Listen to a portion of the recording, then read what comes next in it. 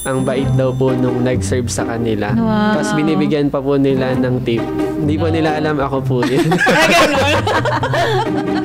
So, ganun minsan.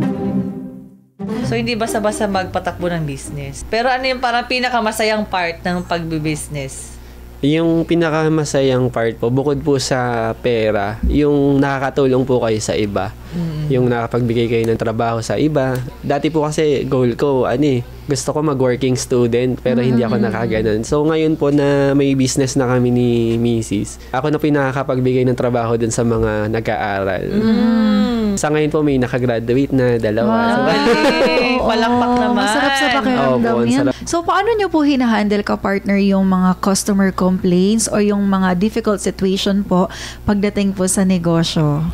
Yung mga negative complaints po namin, parang tinitake po namin siya as opportunity. Yun po yung chance namin para i-improve pa yung business. Then yung positive naman po, parang reward na lang po sa amin yun na ay nagagawa pala namin ng maayos yung negosyo. Ano di mo Galing. makakalimutang positive feedback? Yung ang bait daw po nung nag-serve sa kanila. Wow. Tapos binibigyan pa po nila ng tip. Hindi po nila alam ako po yun. Ganun. So, ganun minsan, ikaw din talaga nagsiserve. Opo. Hindi ka napapakilala na ikaw yung owner. Hindi po. Wow, Magandang technique din yan, para malaman mo yung mga comment ng mga customer.